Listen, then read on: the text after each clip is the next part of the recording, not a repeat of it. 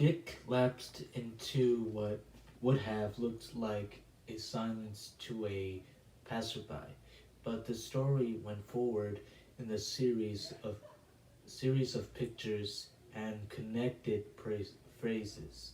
Danny saw a black grandpa, a tall man in a suit as he was, and wore special kind of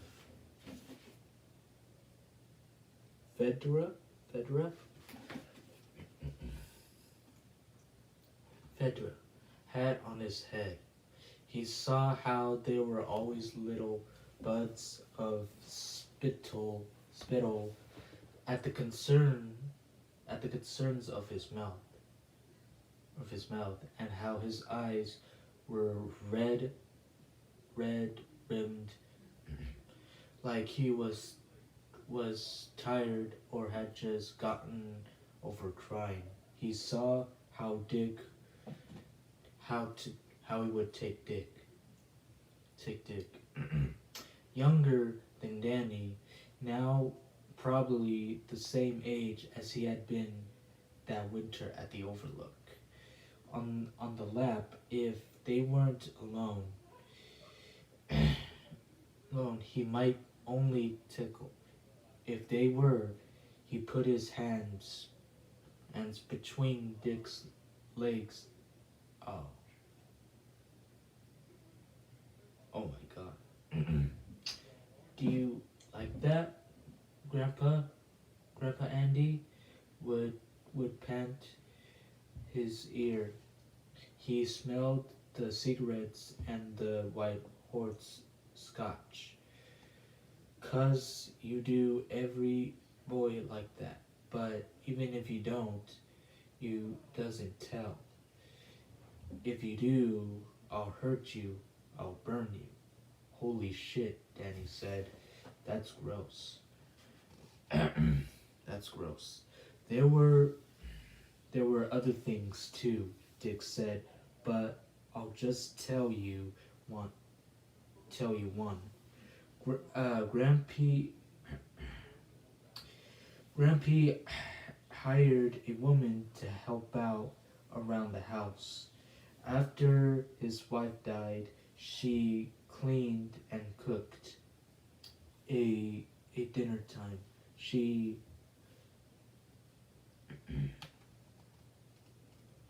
hold on a second. Uh, oh, okay. She dinner time. She set out everything on the table. On the table. Hold on. Man, these words are so small. Hold on.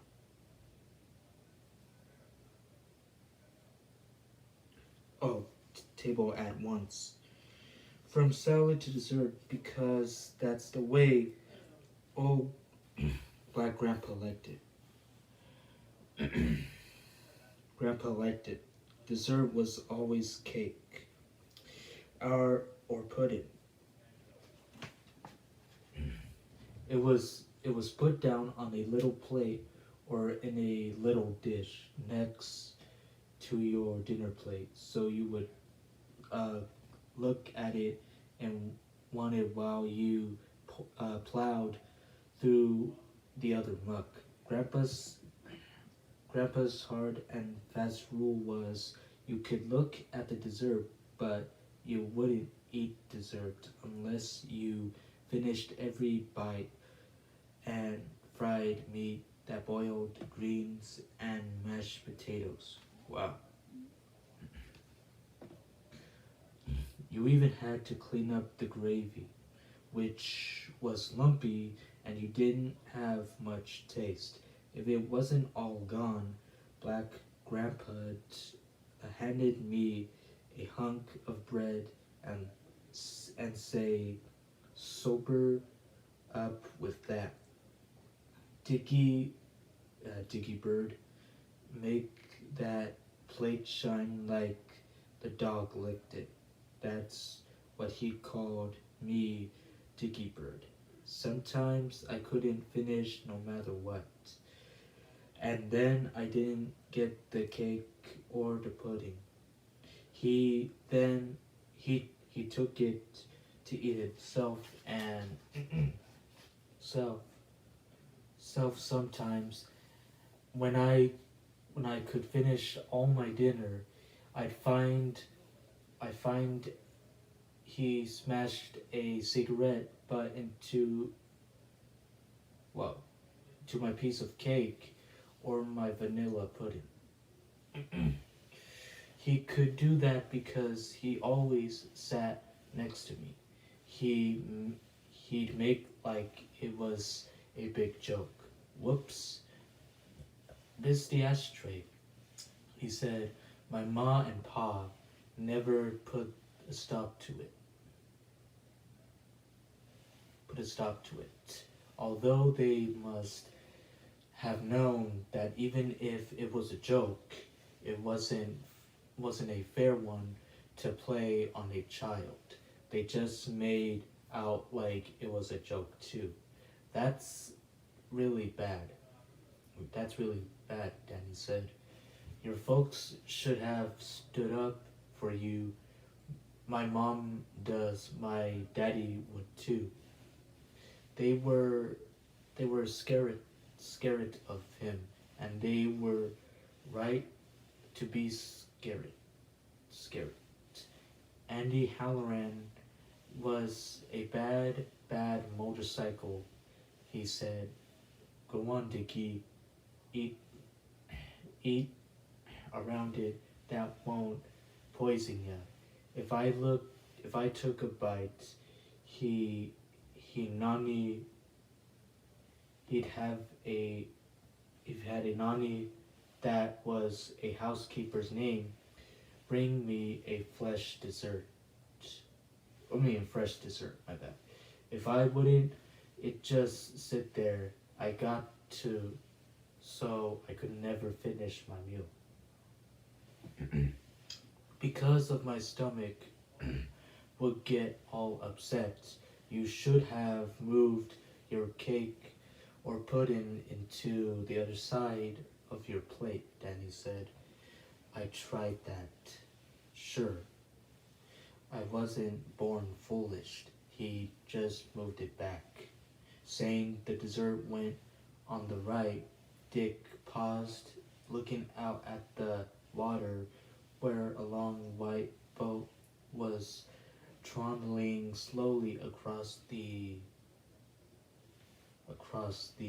water where a long white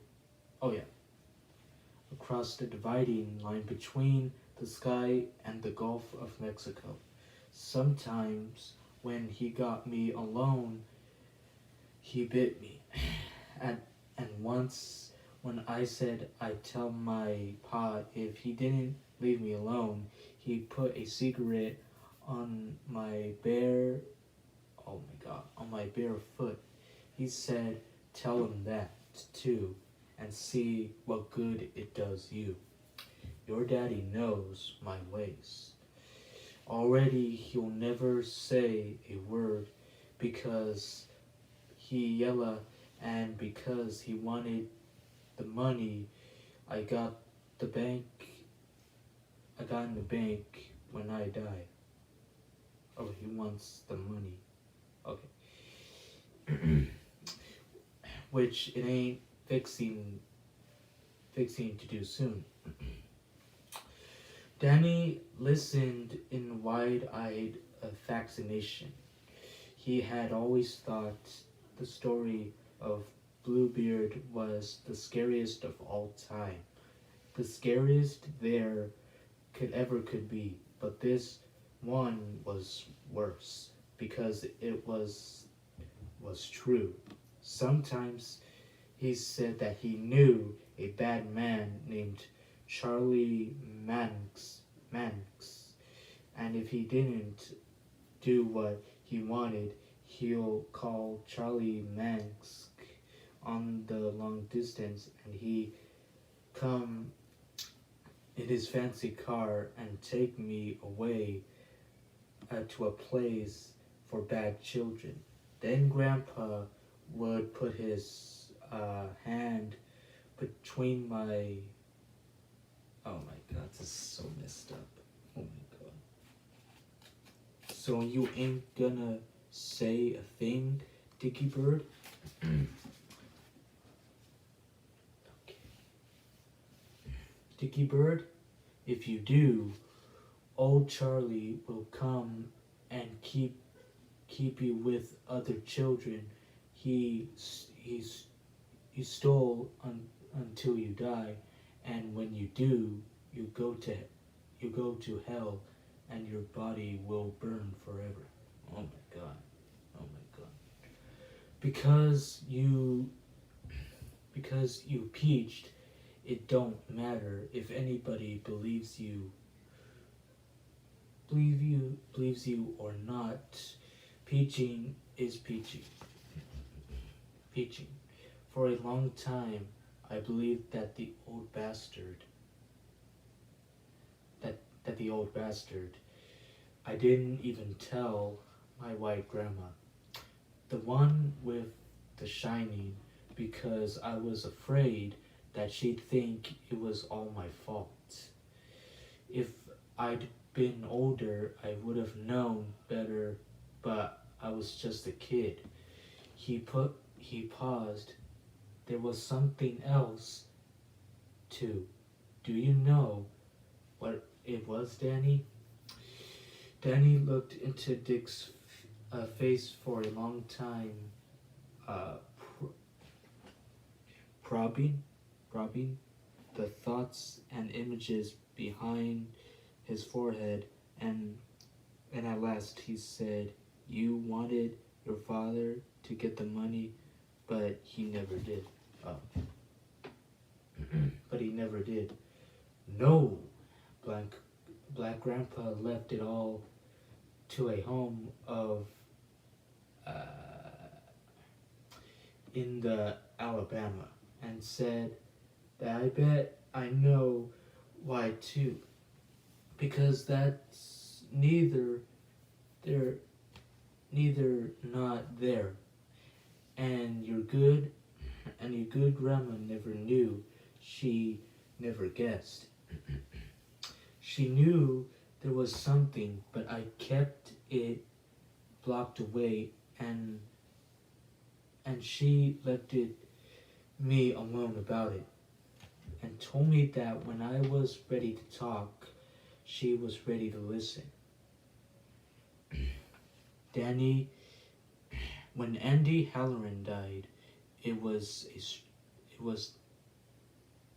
stroke. It was the happiest. I was the happiest boy on earth. My mom said that I didn't have to go to the funeral, that I could stay with Grandma Rose, my white grandma, if I wanted to. But I wanted to go. You bet I did. I wanted to make sure old Black Grandpa was really dead. It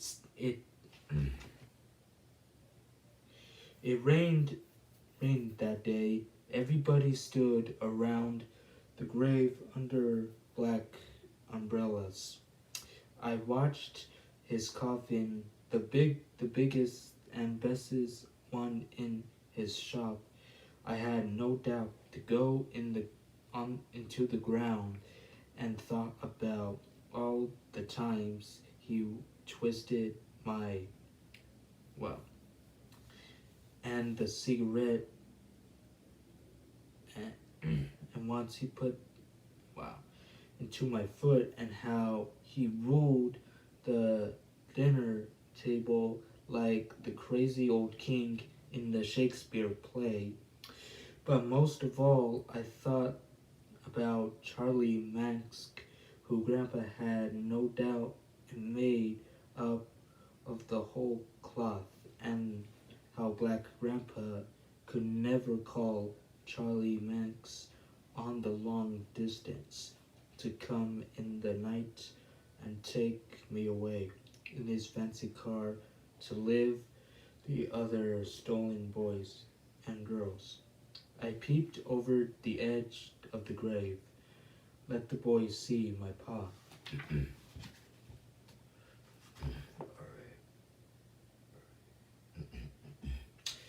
said when my mom tried to pull me back and I scoped the coffin down in that wet hole I thought down there is you're 6 feet closer to hell.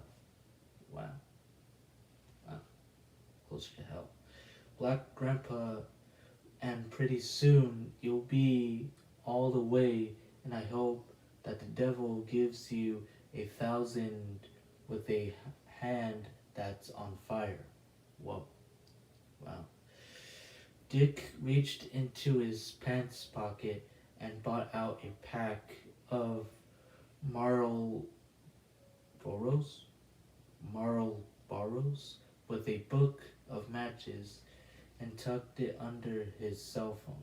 He put a cigarette in his mouth and then had it to chase it with the match because his hand was trembling, but his lips were trembling. were trembling too. Now knowing where this story was heard, Danny asked, "When did he come back?" Dick dragged deep into his cigarette and exhaled the smoke through his smile. "You didn't need to peek inside my head to get that, did you?" "Nope."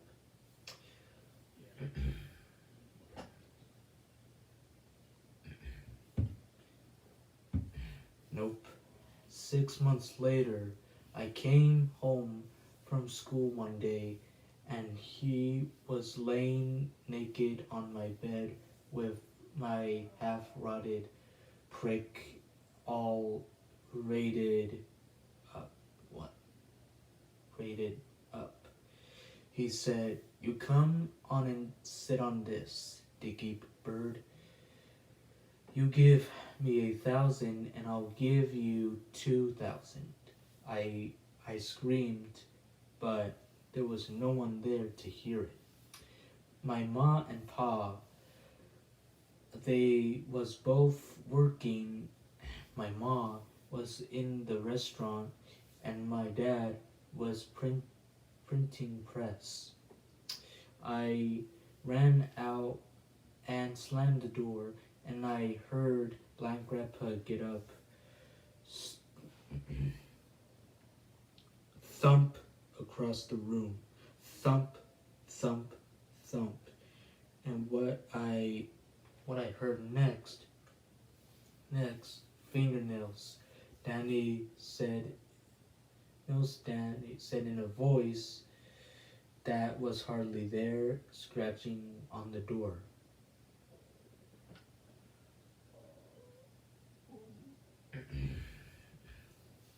Scratching on the door. That's right. I didn't go in again until that night when my mom and pa were both home. He was gone, but there were leavings. Sure, like in our bathroom. Because he was going bad, I changed the bed myself, which I could do because that's right. I changed the bed myself, which I couldn't do because my mom showed me how 2 years before. She said I was too old to need a housekeeper anymore. That housekeeper were for little white boys and girls, that the ones that took care of before she got in her home stressing job, Perkins Nick House. About a week later, I see old Black Grandpa on the park sitting in a swing and had a suit on. Oh man, this is a long ass story. How long is chapter 1 for? Okay. Okay, we're almost on to chapter 2, Rattlesnake. Okay, I guess this page is about Dick Halloran and Danny Torrance. They were, you know, but this is a pretty messed up story. It's a pretty messed up story that Dick is talking about with Danny Torrance. Halloran.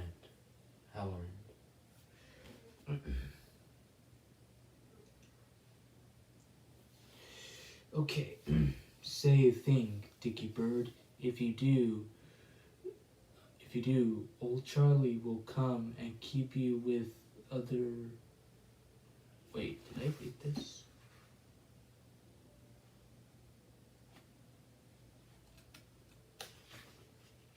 Oh, wait, hold on a second.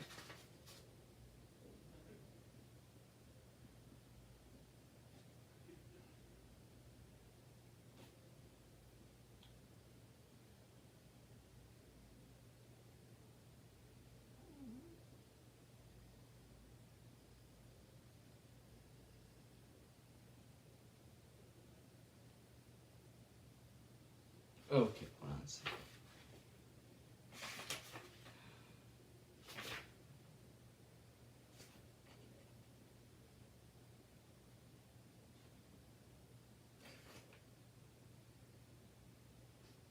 That's weird. Alright. But it was all covered with gray stuff and molded growing on the down the coffin, I think. Yeah, Danny said he spoke in a gaspy whisper. It was all he could manage. His fly was open, though with his two works sticking out. I'm sorry to tell you all this, Danny. You're too young to hear about such things. You need to know. You need to know. Did you know? Wait, did you go to the white grandma then? Had to, because I knew what you know. He just kept coming back. Not like Danny. Have you ever seen dead people? Regular dead people. Oh, he he laughed because that sounded funny. It did to Danny too. Ghosts. A few times. Once there were 3 of them standing around a railroad crossing, 2 boys and a girl. Teenagers, I think. Maybe they got killed there.